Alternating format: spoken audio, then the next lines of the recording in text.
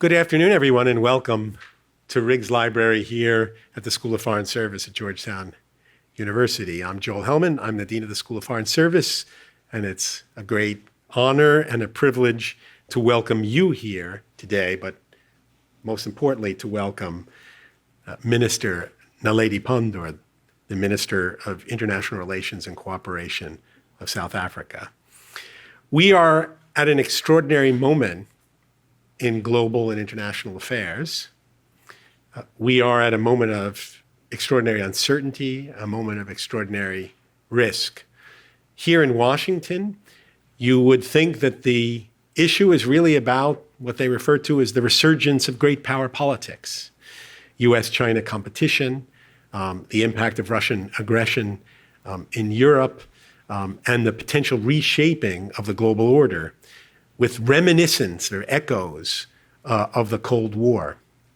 But from my vantage point and from the vantage point of this school, perhaps the greatest challenge and the greatest opportunity of the current moment is not the resurgence of great power politics, but it's the extraordinary need to realign the global order to encourage true cooperation by enhancing the voice and inclusion of the full range of international actors and recognizing the emerging strength and power regionally and globally of countries from many regions around the world, South Africa being a perfect and prime example. If we move away from Cold War rhetoric, which is all about restraining people who could do harm to each other through nuclear power and military power, and we move to a new form of multilateral cooperation, which is not about restraining, but about positive cooperation to deal with truly existential problems like climate change, like global pandemics, like migration, issues that we're all facing across the world, and which require not restraint, not prevention of people doing harm to each other, but active cooperation. And in order to do that, we need to bring in all the voices that will be part of that cooperation. And I think that's why we are so pleased today to have Madam Minister here to discuss the perspective from such an important global player like South Africa. An important global player, obviously regionally, an important player within Africa. It's one of the strongest, most significant economies and polities in South Africa, a vibrant democracy in Africa, but also, as is clear now, a very strong player on the global stage, in the global dialogue about the problems that are facing us all. Well, let me just say a few words of introduction to Minister Pandor. She was appointed as Minister of International Relations and Cooperation in May of 2019. But prior to that, she has had a record of ministerial service that I would challenge anyone to match. She was Minister of Higher Education and Training. She was Minister of Science and Technology. She was Minister of Home Affairs. She was Minister of Science and Technology, again in a previous incarnation, and she was Minister of Education. So really since 2004, she's been playing roles across the spectrum in South African politics. She's been a member of parliament since 1994. And of course, of special significance to us, she began her career as an educator at all levels. So it is with a great pride and honor that we welcome Madam Minister here. She'll give some remarks. Then we will retire off to the stage for some conversation between the two of us, and then we will open up to questions from our students. So without further ado, Madam Minister, it's great to have you here.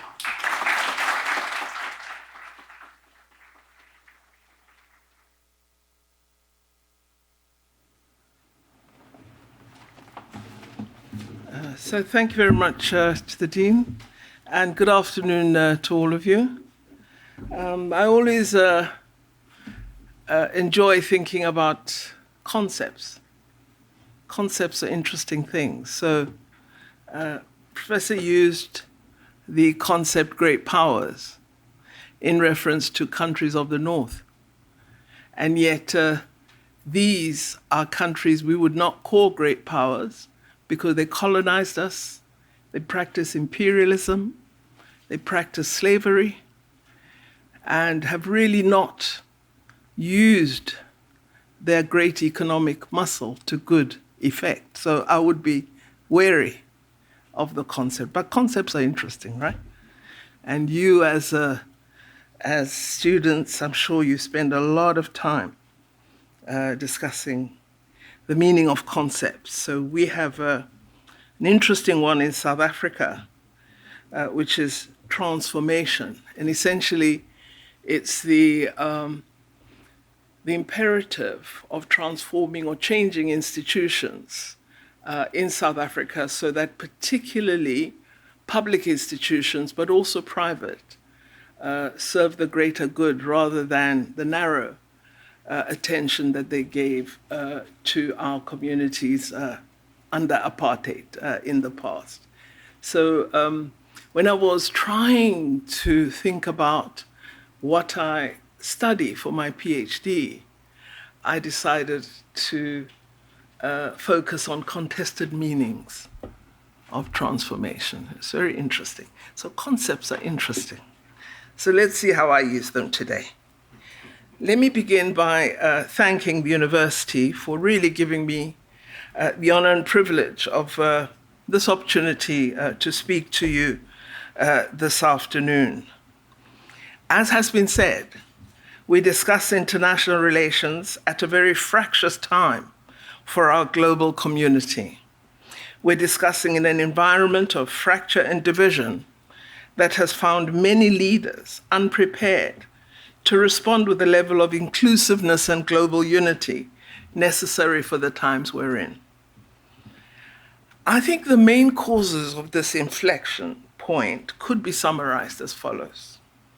Firstly, we have the war between Ukraine and Russia, which has tested the United Nations system, its practices and mechanisms, and pointed for us very clearly to the urgent need for reform of the United Nations, particularly its Security Council, as President Biden said in his address to the General Assembly last week.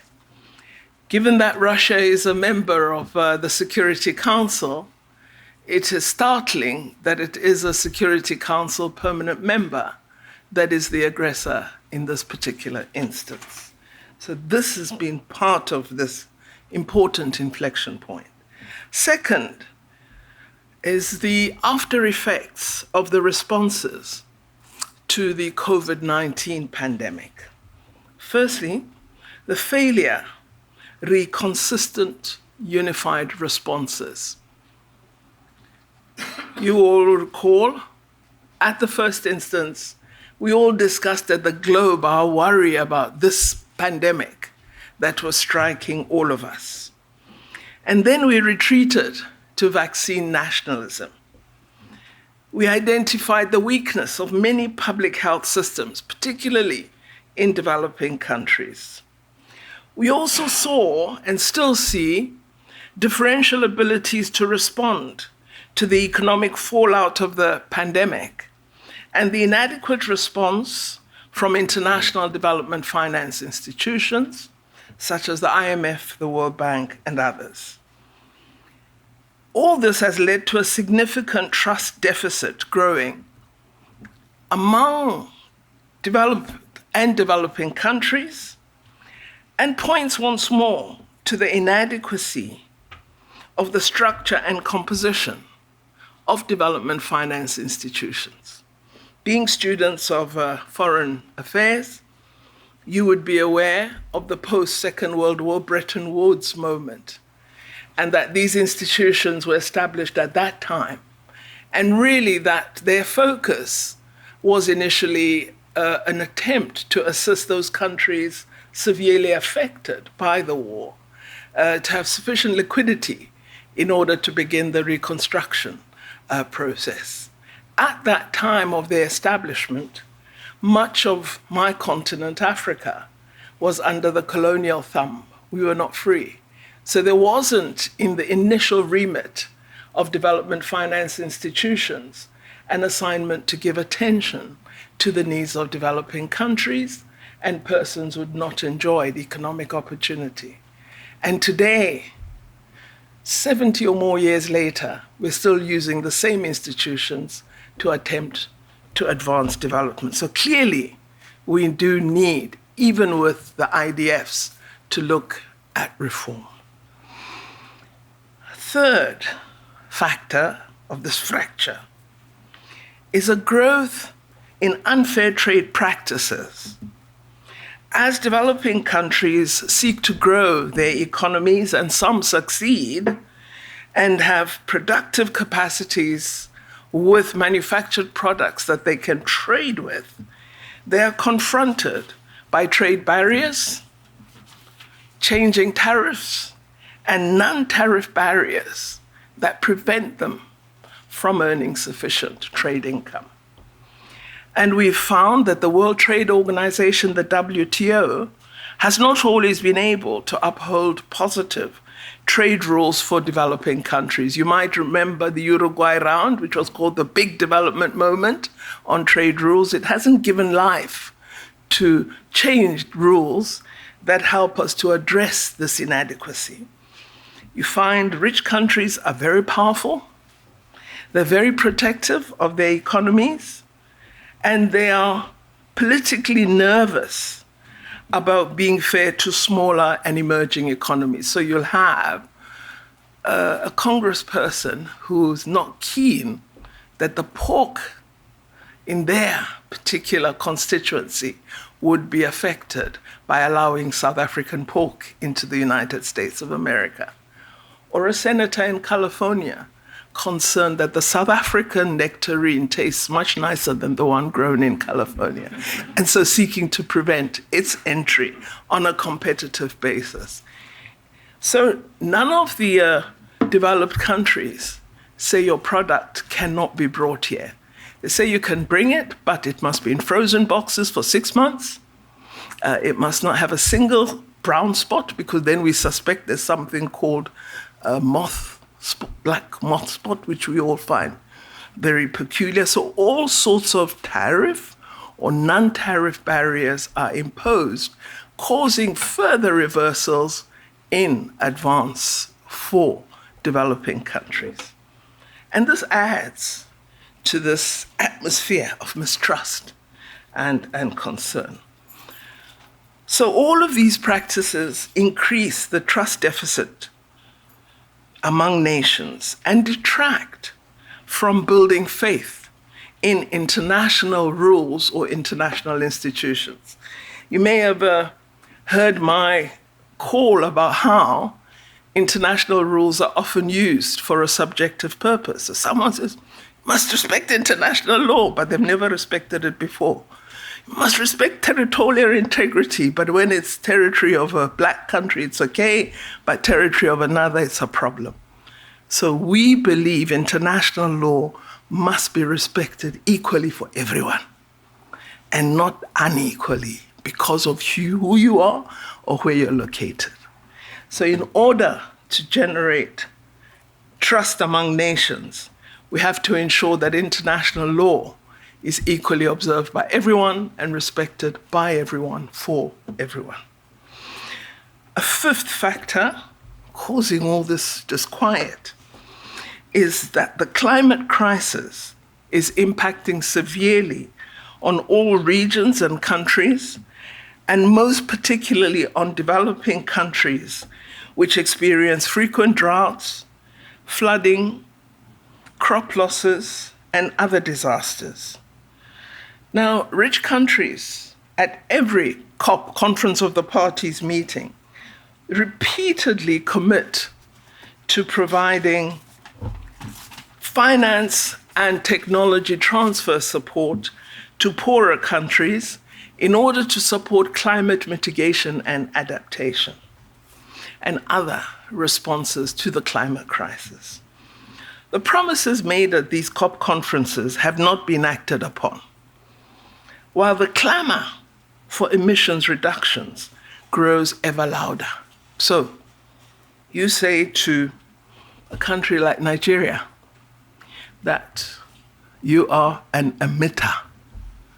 Your oil sector is a real problem. And unfortunately, due to the absence of an industrial base, due to poor manufacturing capacity, Nigeria relies on oil revenues for most public revenue. So they say, are you telling me I can't exploit my oil? How do I generate revenue? So these issues pose very serious challenges because we all believe that we must respond to this crisis.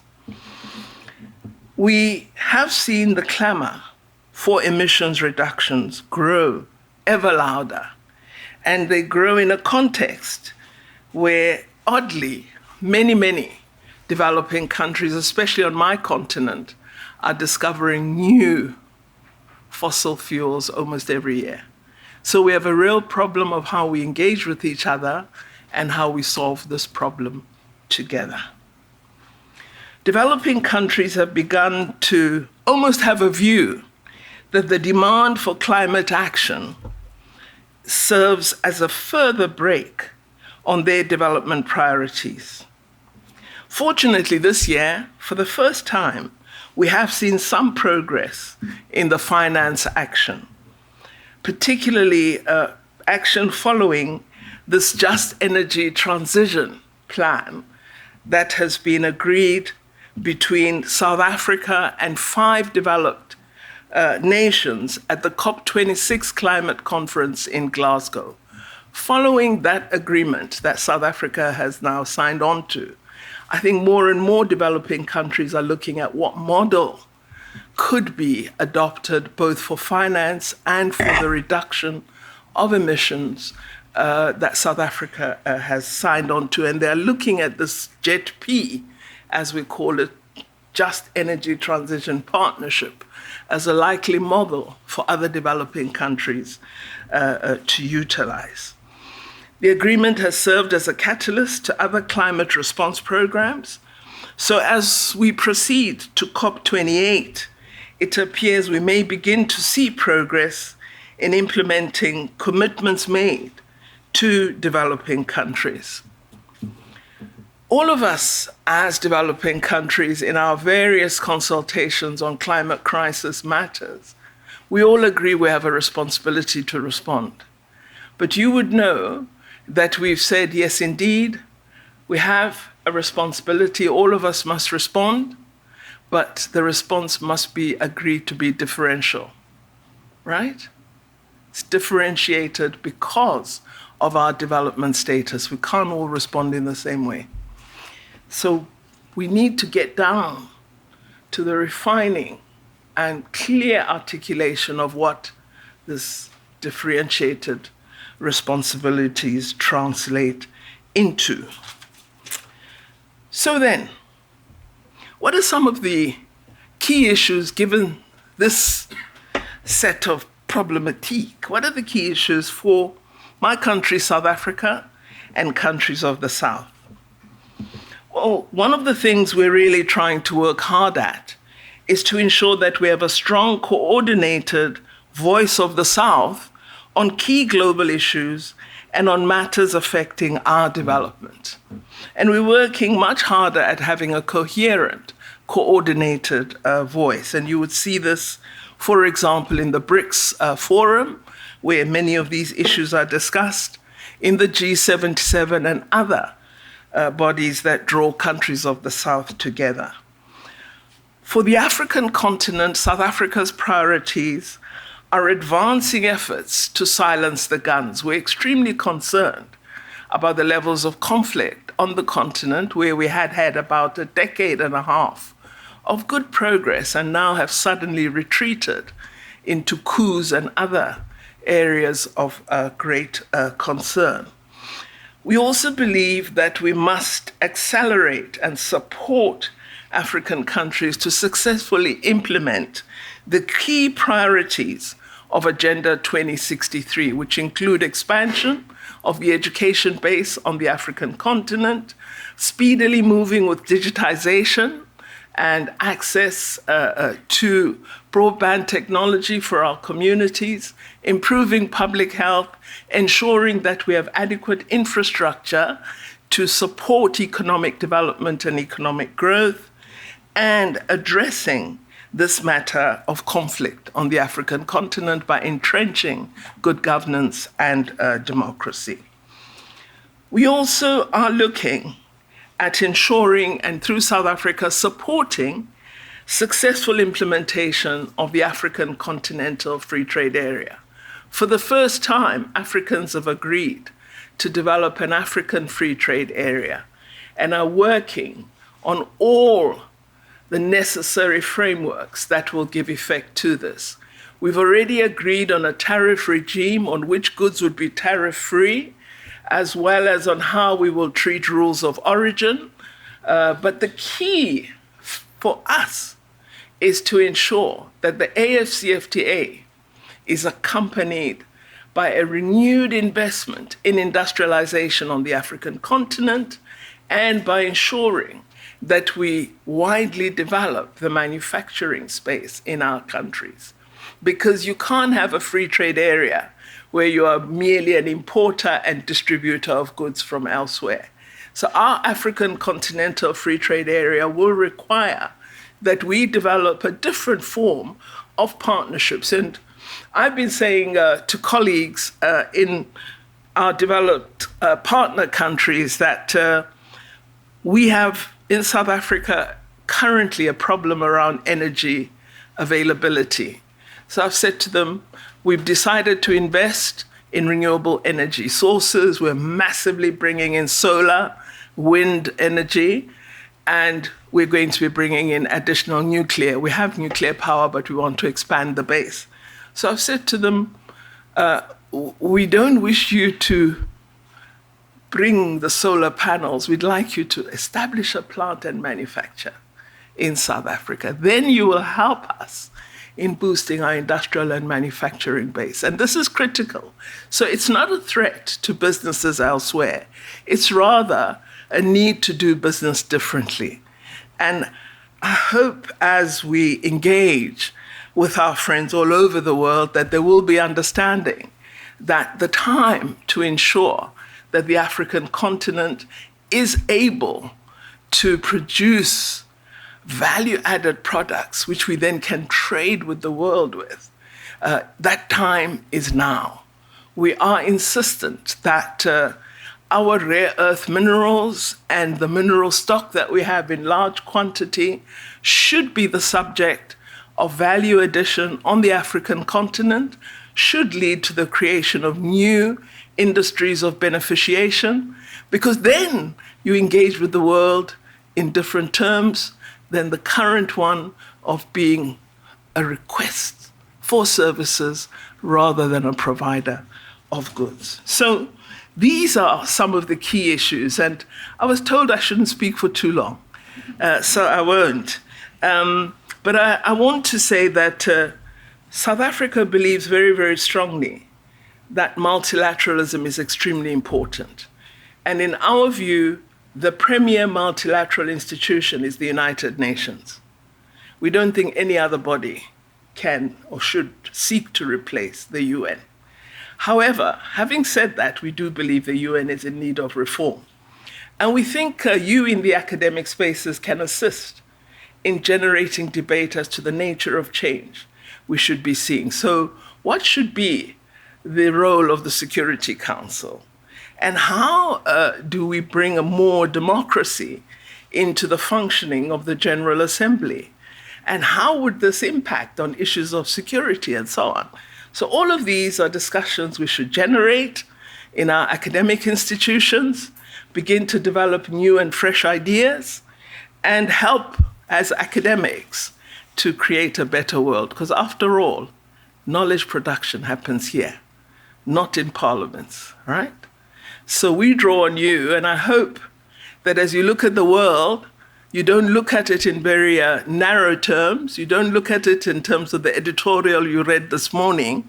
You look at it in terms of the complexity that the world is, the different interests, the different values, perspectives, and the different concerns about development.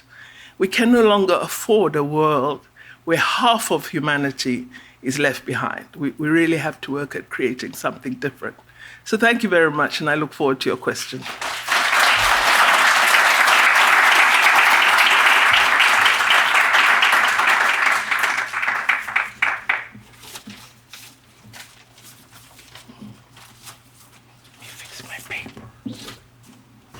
So we're going to sit over there. Okay.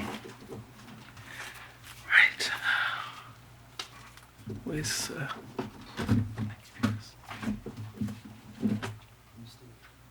yeah, just one.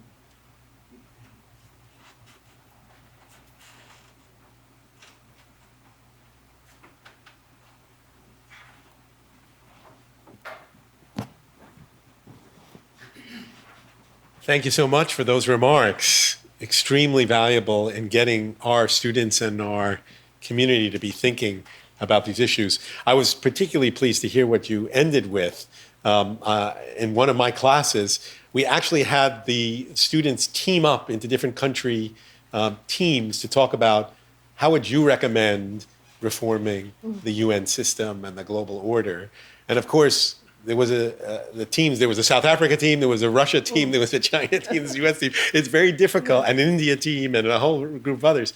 But as you say, how difficult it is to reform these institutions when the structure, existing power structure of those institutions, are so difficult to reform.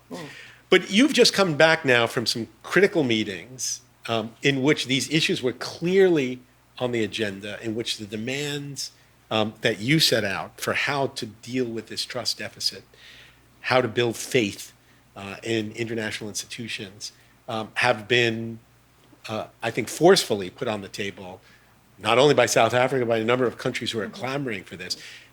What progress do you see has been made in the forums that you're just coming back from? You come back from New York, the G20, BRICS. I just like your general view. Do you see progress being made?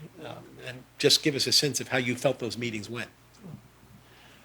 Well, as I said when we spoke earlier, I sort of felt a sense of disconnection at the UN, and I think it's related to the moment we're in. I think everybody's nervous.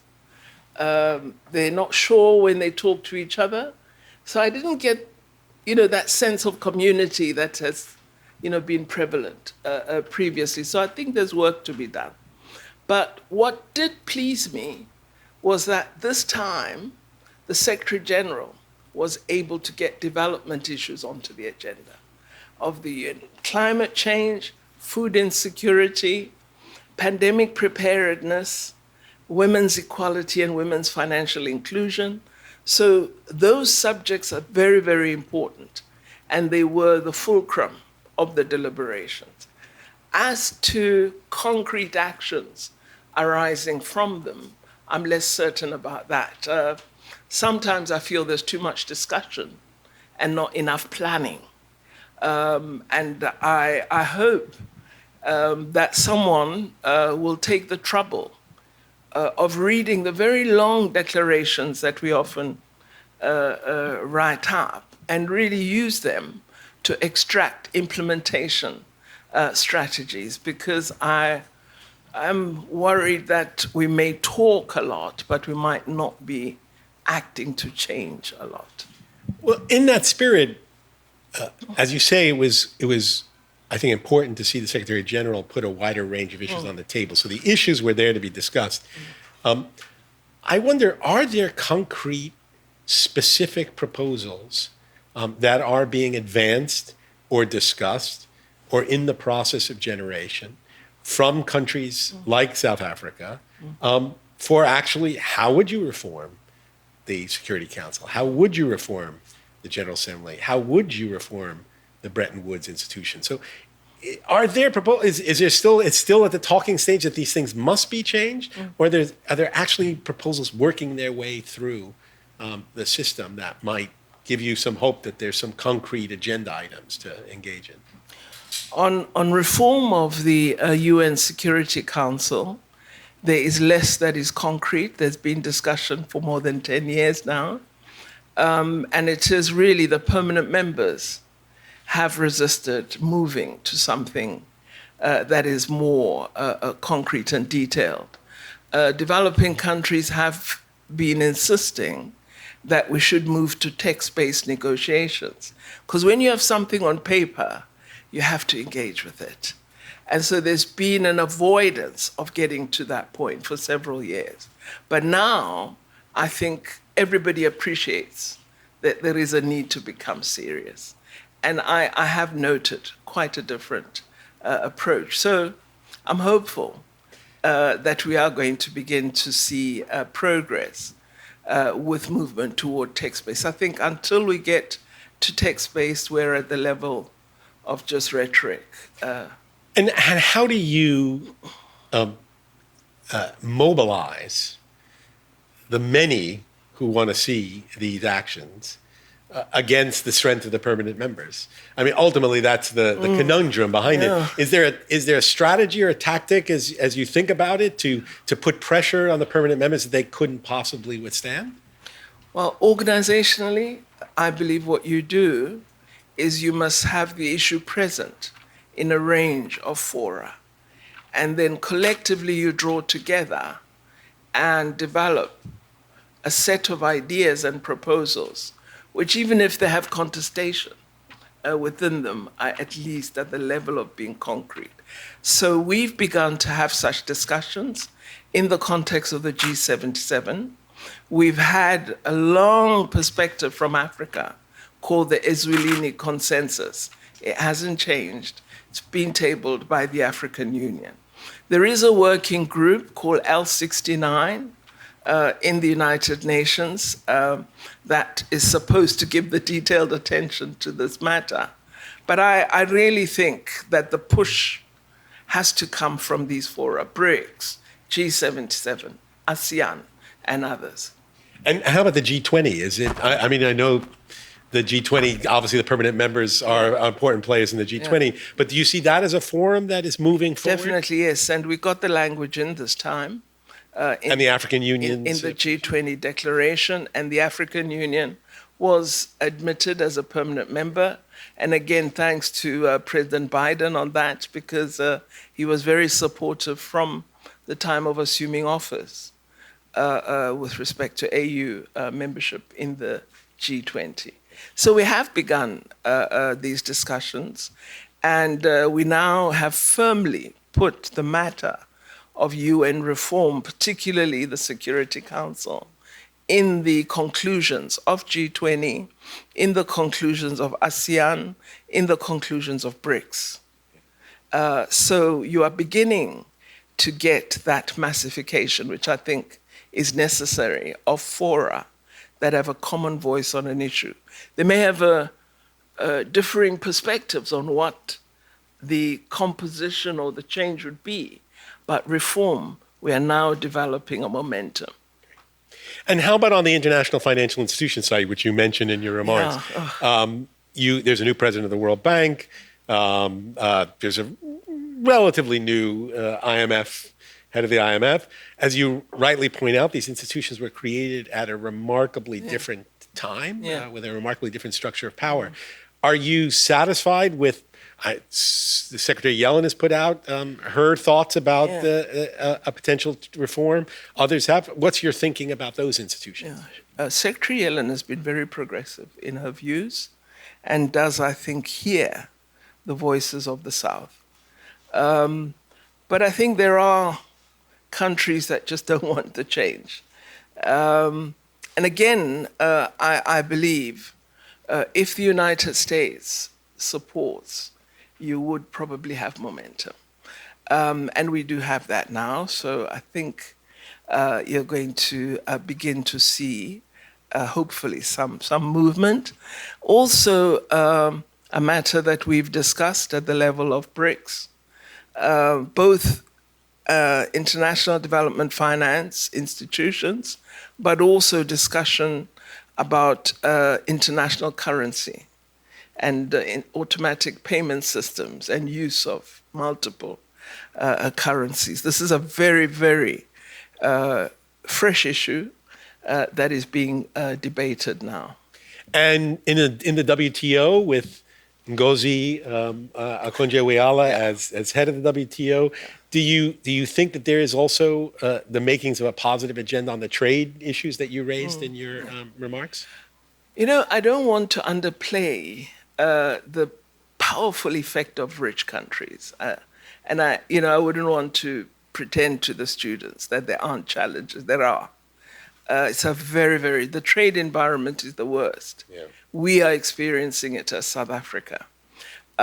We are large exporters of citrus to Europe, and we're now facing massive non-tariff barriers. And the European colleagues keep telling us that their scientists say we've got this moth thing. I can't say the full word, scientific expression. So we've said to them, well, South Africa's got really good scientists. Can our scientists meet yours so that we, together share information? We haven't yet met those scientists. So we think it's a non-tariff barrier.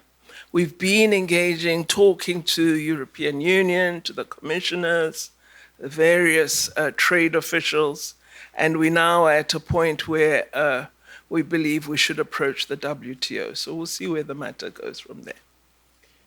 I wonder on these trade issues and other issues, here in Washington, D.C., so much of the intellectual space and the rhetorical space is taken up by U.S.-China competition and rethinking what the world order looks like in a world in which China and the U.S.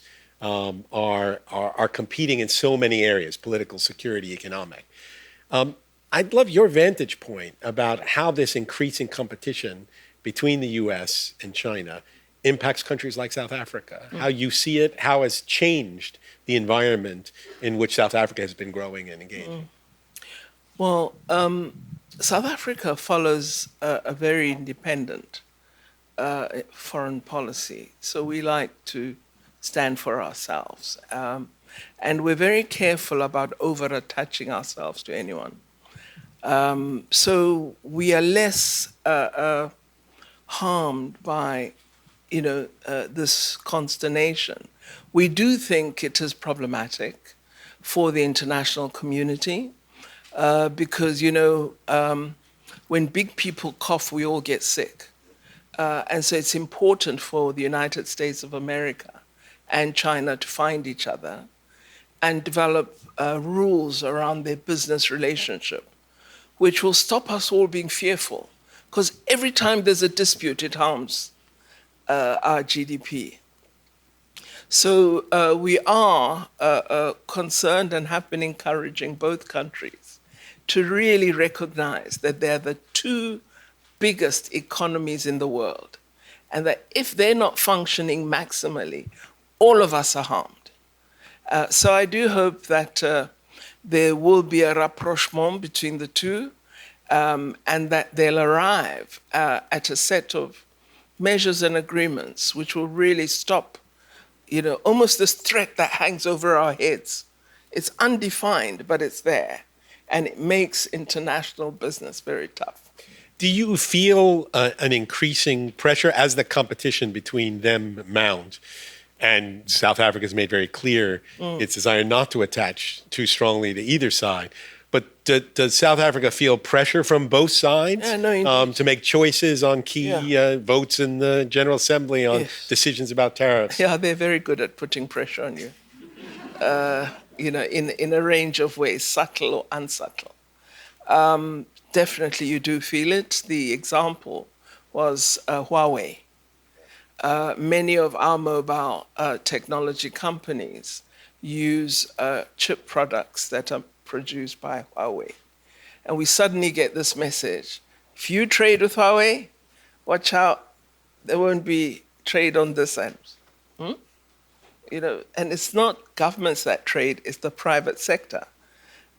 So we've actually said, no, we don't get involved in quarrels between businesses. Businesses must become competitive among themselves. You can't make it an issue of governments. But there's always that. And I really think there's a level of maturity that is needed in resolving this impasse between China and the United States of America. I think China must sort out the issues of intellectual property, patents, and how they're managed. And I think the US must have some agreement with China on this, but we can't afford to have a China with a low growth. It's too big an economy, which many, many countries also rely on for trade. So this issue must be resolved. Well, I'd like to ask you, in relation to some of these issues and some of this that you raised in your remarks, tell us about your thinking about the expansion of BRICS and what you think the possibilities are related to that expansion, and in particular, what you feel the positive agenda is that BRICS can accomplish, given the diversity of new members that have been brought into BRICS. Just your thoughts on BRICS expansion. Well, I've been surprised at the interest in becoming part of BRICS. And what it has suggested is the world is thirsting for a forum where ideas can be exchanged without threat, where you don't feel, that due to what you say or believe, there'll be some harm which will befall you or follow your discussion at a particular event. So in BRICS, we explore ideas, we share new ideas, we look at the world.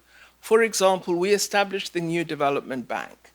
It's not a different bank from other banks, but it does different things. It funds infrastructure in developing countries. And it is also able to fund us using our own currency. So we've now had some issuing of bonds that are held in rands by the New Development Bank. And the appetite for those bonds was very good. So we're looking now at other BRICS country currencies. So I think for me, countries, particularly countries of the South, are looking for a non-threatening space where real development issues could be discussed, focused upon, and agreed in terms of action. And that's what BRICS offers. They also are looking for partners or interlocutors who don't have huge ambition about controlling everything, interlocutors who really aspire to give attention to the needs of those who are most vulnerable and who respect the status of the UN.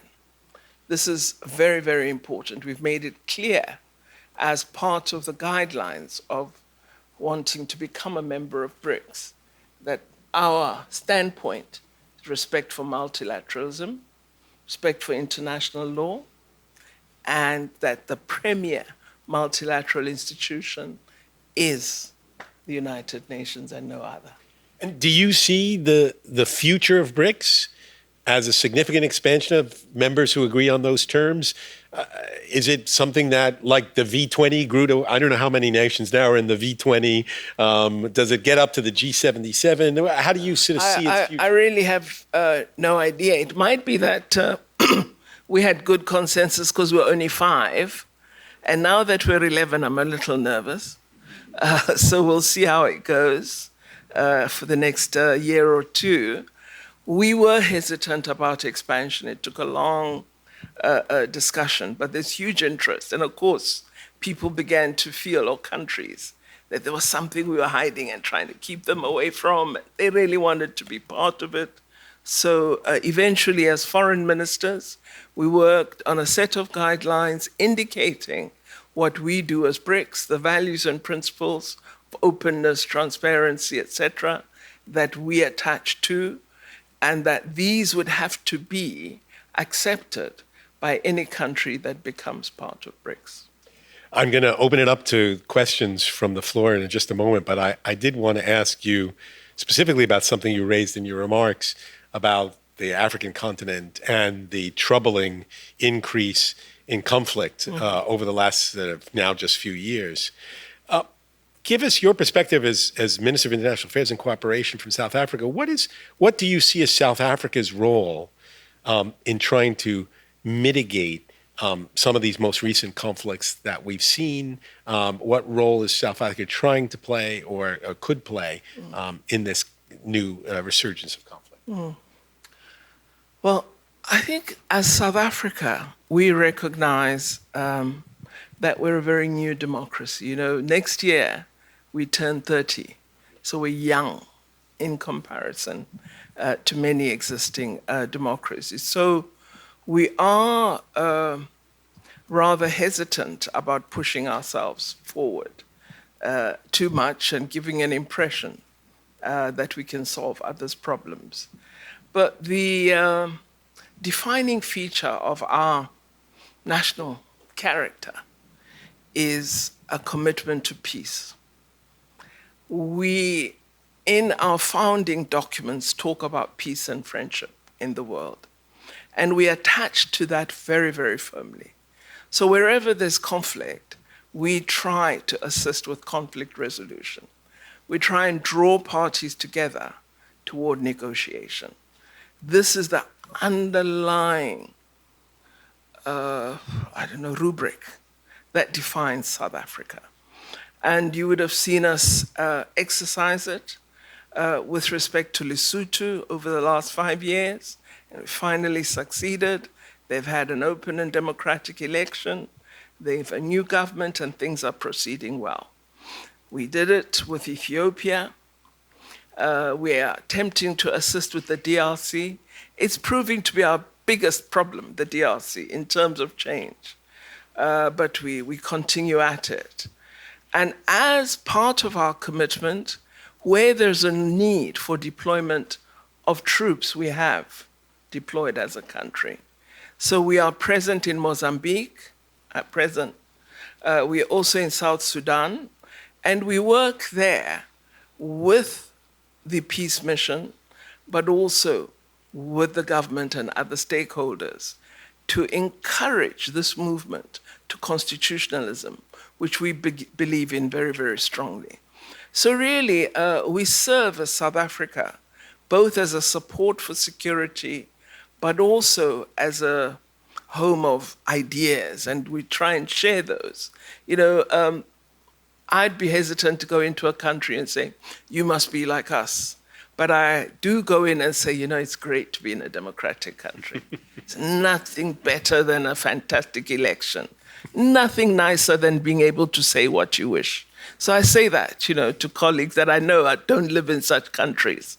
Say, if you were in my country, you could go and stand on any street corner, say anything, people will just walk past you, except if you promote hate, So I think we must exchange ideas, show example, and really be connected. That's why the current friction in the world is worrying me, because we are disconnecting, and it's a concern, and it's particularly worrying because in the COVID-19 period, we were really dislocated from each other, and so to have this now is just exacerbating our problems. Well, I'm sure that there are going to be many questions from the audience, so let me take advantage of that. We have a mic roving around, and all I would ask you for is if you could just identify, give us your name and your affiliation, and we will ask a question. Here you go. Madam Minister, it's a pleasure to welcome you to Georgetown. My name is Hai Nguyen. I'm a master's student in the Foreign Service program here at Georgetown. As a student from Vietnam, I really appreciate South Africa leadership and vision in trying to create a coherent and coordinated forum where voice of the Global South can be expressed. How do you ensure that forums like BRICS and BRICS Plus does not become or be perceived as a medium in the US-China rivalry, does not become a medium for China and Russia to counterweight the West? Thank you. Okay. Well, one way of assuring that is that in BRICS, everything is based on consensus. We don't vote on anything. So we are very careful that you can't bring a national issue into our forum because it doesn't belong there. So there have been attempts by some of the members, but we've always said no. We are here for a coordinated purpose where we're discussing broader ideas than your particular conflict with each other as two BRICS members or three or whatever. So everything is consensus-based, and it's really driven on a positive subject basis. And three, if there are issues that you wish to examine in greater detail. We have 160 working groups on every issue. So you can go and discuss it there, but don't bring it to the leaders. Thank you. Yes. Hi, good afternoon. My name is Omar Ahmad Badami. I'm a sophomore in the School of Foreign Service. Thank you very much for coming today. How does South Africa's apartheid history, or legacy, if you will, affect the creation of new multinational or multilateral relationships, either within the African Union or with other countries in the Global South? Thank you very much. Well, I think firstly it's important to say to you as young people that the fight against apartheid was one of the most important modern universal fights. Universal in the sense that we had huge international solidarity in the fight against apartheid. And almost everybody who was born in the 50s and 60s would at least once in their life have been in a protest against apartheid. So there's huge identification with democratic South Africa. We also had a very large exile community that was able to imbibe ideas from a range of countries and bring them into South Africa as we developed new laws and particularly our constitution. So I think using that base of international solidarity and the international anti-apartheid movement, we already had established a wide range of relationships that we have continued to build on. We were really fortunate that the world joined in this fight and accepted that apartheid was a crime against humanity. This was agreed at the United Nations, and it's on record with a clear description of what apartheid translates into. And it is, I think, the experience of the struggle for freedom which has laid a basis for the friendships that we have with many, many countries, many of which were very supportive of this battle, and many of which have joined South Africa in the difficult and challenging process of transition and reconstruction.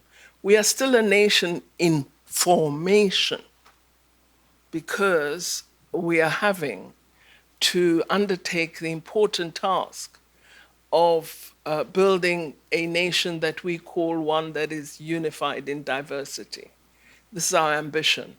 It's not easy. There are some among us who still have those ideas of the past, of superiority. It takes long to get rid of that. There are others who have the notions of dependency and being less than. We have to help everyone to understand that they have an equal role in changing our society. We even have some of our compatriots who come to America and say we're practicing white genocide. And some of our friends in the United States believe these people. There's no such thing. We would never do such a thing. But there is resistance to change. And when you've had a great deal of power, it affects you in a way that causes you to believe that you have this inherent superiority that no one can touch, no one can take away from you. So we're having to engage with all of that. And there are many partners that work with us to address these problems. Yes. My name is Helena. Maybe just take the mic. Hi, I'm Helena Williams. I'm a freshman in the School of Foreign Service. In your remarks, you mentioned the importance of industrialization, especially on the African continent. And one of the freshman classes we take in the School of Foreign Service, we just had a class about how many African countries, their populations are becoming more working age populations, while other traditionally bigger economies, such as in Europe and East Asia, their populations are growing older. So on the African continent, there are going to be a lot of working age people, leading to more industrialization there. So how do you see industrialization playing out, like the timeline, and how that looks different from, say, the American Industrial Revolution and stuff like that. How do you see that being different on the African continent? Well, I think that given the development of digital technologies, we can move much faster. I don't think you need to go through the Middle Ages, etc. I think you can actually proceed to the most advanced stage. But what has to accompany that process of modernization is very good education. And this is where I believe international relations should come into play. I think our continent should be making much more use of institutions of higher learning outside of Africa to train young people, particularly in technical and vocational areas. Those are the skills we're going to need. We have loads of priests and teachers and doctors, enough. But we don't have enough engineers, we don't have artisans, we don't have surgeons. So we've got to build that rung of technical capacity if we are to successfully execute an industrial strategy. And I think the training has to happen elsewhere. So I look to Germany, for example. I look to some East European countries that have done a great deal. Look to friends here. So I think skills training is really imperative. And then also ensuring that our business chambers are in conversation with each other. We have a very good South African-US business chamber based in New York, and we work very well together, our private sector and themselves. And they really support each other in ensuring American businesses have ease of doing business in the United States, and South African businesses also are able to invest in the US. So building a variety of relationships is very, very important. So there's a level where it's myself and Secretary Blinken, but then there's another level where it's you and a student at the University of Cape Town. And we've got to ensure we build all those relationships at all the levels in order to really get the kind of success that we want. Do you have enough international affairs specialists? No,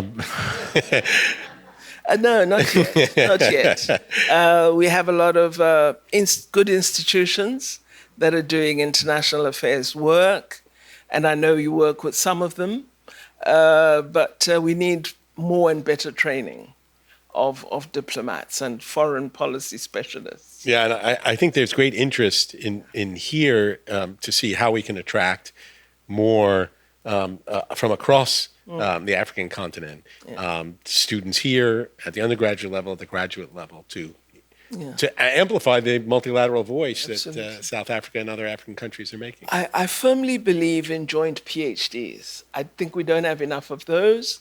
And I think if you are doing a PhD and you don't have some international experience, it's very odd. Really, I don't know what kind of PhD it is. So I do think looking at joint PhD programs is an important addition to really masterful scholarly work, because understanding another part of the world and using that to generate knowledge is so significant. So I encourage those kinds of partnerships. And we do as well. Yes.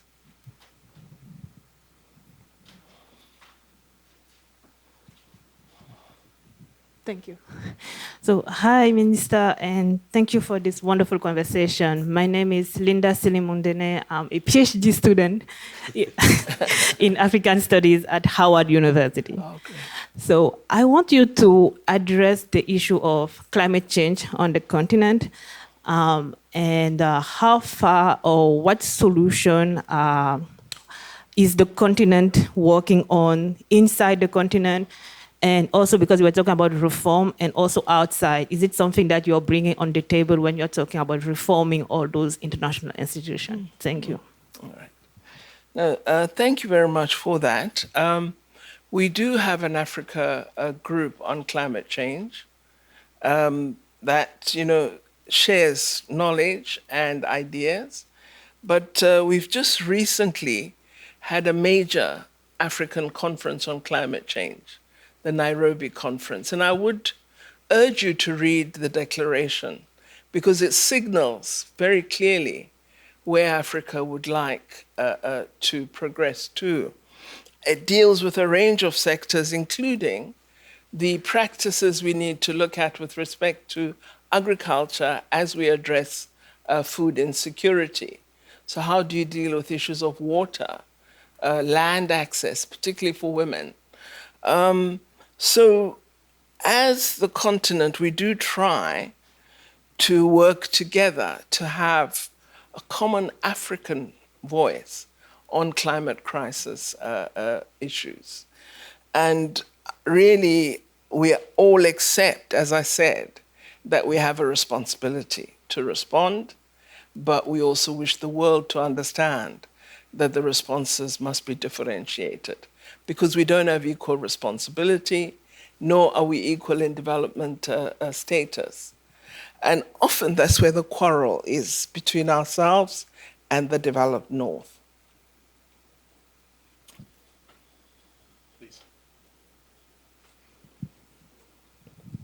Hi, my name is Kanya Vezile. I am a sophomore student at Howard University as well. I have a question. So the national election of South Africa is coming up next year. How do you believe that South Africa's place in the global world will be affected by our own national election? Thank you, Madam Minister. Well, it will be our 7th election, and all I would hope for is that it must be free and fair and declared so by all who observe it, because then it confirms South Africa's status as a democracy.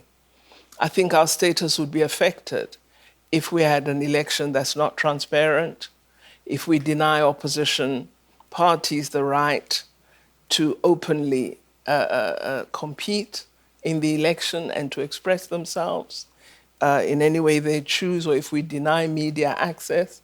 So any practice that is counter to an open and free election would severely harm South Africa's image. And it's something I hope never happens in my country. I'd like to ask a follow-up about elections, because you asked a great question about the South African elections. I'd like to ask you a question about the U.S. elections. How, as a minister, trying to chart your country's path in global engagement, we are facing, and I'm not going to ask you, of course, to make any judgments about what happens in the U.S. election. But given the fact that there could be such tremendous differences in the pathways of American elections, that some of the questions that you raise about the transparency of elections, the fairness of elections, are questions that can be raised here. How do you chart a course through that uncertainty when a country like the United States is facing such potential shifts? And if you could use the mic. Well, I think with America, we wait you out because you're big, you're powerful. So we watch and hope, and we keep saying, no, they're not going to do that. No, So we always have hope in the United States, because what you do means a great deal to a large part of the world. And so you've got to get it right. When we hear that you have about 12% participation in elections, we get nervous. So I hope young people will vote and you'll have a large turnout. For us, we look for 60% and above participation rate. If you don't get the voting age population, at least 60% voting, you think, oh, what a terrible election. So I hope we'll see greater engagement in the democratic process, because it's very important. You can't be a promoter of democracy and you don't practice it. It's just, people think, huh? Come on, So we always hope that America and indeed China will be countries that do well, because the world looks to them, and if they fail, I think, the world will be in serious trouble. So we hope that there'll be an election that Americans can be proud of. Other questions? The gentleman in the back. Thank you. Thank you, Madam Minister. My name is Chijoke Achibe. I'm a junior here at the School of Foreign Service at Georgetown. I was wondering, you mentioned earlier in your remarks, one of South Africa's biggest challenges within Africa is DRC. I was wondering if you could explain a little bit more South Africa's stance on the issues, especially as it regards to Rwanda and where you see things going in the future. Okay. All right. We've been very concerned at the allegations that Rwanda has made about the DRC, and their particular concern that the DRC is supporting the M23 rebels who are on the ground active in eastern DRC. We've been part of the DRC deployment of the UN, MONUSCO, in eastern DRC, and have had extensive discussions with Democratic Republic of Congo about more and more incursions this year. The situation has really intensified. And eventually, after much discussion, the SADC, our regional body, has agreed to deploy more troops to the eastern DRC. The reason I say we're concerned is that we've been there for many years, but we don't seem to be making progress. And this group is extremely violent. We've lost people, soldiers there. So we are worried that we're not making headway. And we really can't quite understand who is supporting this M23 and what do they actually want. There are a range of accusations on all sides. And the reason you worry is DRC is a very large country, close to our region, SADC. They're really in Central Africa, but have become a member of SADC. And so we have a shared concern about their destiny. But really it is the reversals that we see of MONUSCO and the community's disaffection with the deployment because of a lack of progress against this rebel group. DRC is coming up for elections this year. It's 4 years since President Tshisekedi was elected. We would like that the DRC has an election in December. But to do so, we must stabilize Eastern DRC. And that's why we've decided to add more troops from our various countries. The problem with deployment is very expensive. And already we're deployed in Mozambique. You would perhaps know that there's been an incursion by some terrorist group in the northern part of Mozambique called Cabo Delgado. So we put a force of about 3,000 made up of 8 SADC countries. Now, with this commitment to the DRC, several SADC countries are saying, listen, we're just too poor. We can't cope because you've got to pay the troops allowances, you've got to get equipment there, you have to put up tents, etc., tertiary hospitals and all of that. So it's a worry, for us when a big country like that, which has extensive resources, just can't get to order. It's, it just pulls back the continent. Yeah, gentleman in the end here. Thank you, Madam Minister. My name is Omar. I'm a student in Master's Public Policy. Your Excellency insisted on your remarks about the importance of a more connected world within the African continent and with South Africa being an influential country. Do you envision South Africa playing a role of a mediator in helping solving some of the most pressing issues such as Sudan, Egypt and Ethiopia's Renaissance Dance, West Africa, recent coups? Thank you. We're already involved, as I said earlier, in South Sudan. We've been more hesitant about Sudan because there are many parties involved. We're always, a bit hesitant when there are too many different players involved in an issue because often they inculcate confusion rather than help resolution. So given the involvement of several countries with Sudan, we've not really stepped in. But South Sudan, we are very involved. Our deputy president serves as the special envoy of President Ramaphosa to South Sudan. We were recently there for quite a time with the deputy president, and we are working closely with them to assist in implementation of the comprehensive agreement. So where we can, we do get involved, but we always avoid confusion.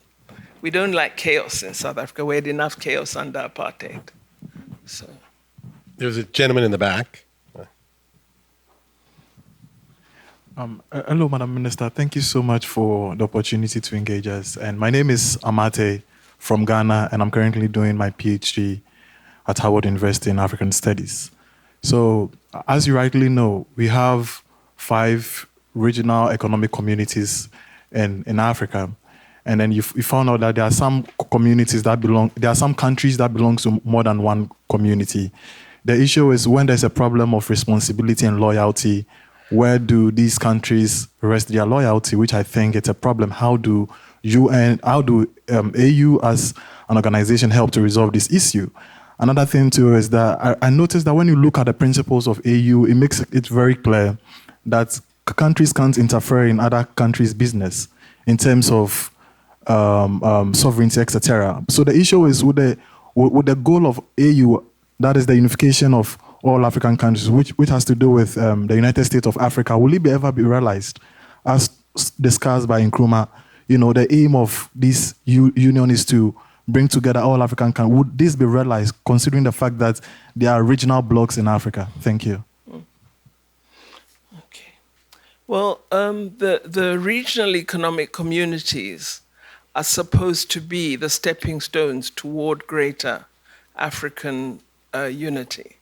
So they are a foundation, if they work properly, that assists us toward building the African Union that we want. So you might be aware that in all the regions we've now established parliaments that are regional parliaments. I think Southern Africa will be the last, but we're working on the protocol now. And those parliaments are the bodies that are going to help to develop laws. That would be laws that we use as the region. We have a Pan-African Parliament that is hosted by South Africa, and it should be the one that deals with the comprehensive African regulatory regime. So the RECs are really building blocks. The oddity is what you mentioned, this multiple membership. It is something that we find quite concerning. In our region, the only country that has multiple membership, well, there are 2. It's Congo, DRC, which has joined Central Economic Community, and more recently, East Africa, and we don't understand the relationship at all. The other is Mauritius. So we are discussing with the 2, because in terms of the AU stipulations, we've said countries should belong to one. It makes it very difficult to know where you belong and how we organize in terms of free trade and other regimes if you have your foot in a range of regional bodies. Plus, most of the countries that belong to more than one can't pay their dues anyway. So, it's something that they should address. And we're working towards it. But I think what is great is in terms of implementation of Agenda 2063, we've all agreed that we use the RECs for the various priorities that are part of Agenda 2063, which is our blueprint for the Africa we want. It has spelt out in very clear terms in Agenda 2063 the different phases of implementation and how we should approach each aspect of development. And the regional economic communities are the bodies that actually see to exercising oversight on national implementation of Agenda 2063 programs. Well, Madam Minister has a plane to catch, so we really do have to end precisely on time. I want to thank Madam Minister so much for coming here, for spending time with us, for giving us her perspective on global affairs, which I hope can be amplified here on this campus and in Washington, D.C., and continue the efforts that you're making to really build a truly more inclusive and engaged international and multilateral system. And I want to particularly thank you for addressing your remarks to students and what they can do, thinking about their PhDs, and maybe she's changed some of your views on how to do your PhD, but also what they need to do and what they can do. And we hope to see even greater cooperation between South Africa and the United States, and of course here at Georgetown, to ensure that we are contributing and engaging and getting the perspectives on our campus that you raised here today. So thank you very much for being here. Thank you for having and we wish you a invited me. pleasant trip back to South Africa. Thank you. Thank you very much.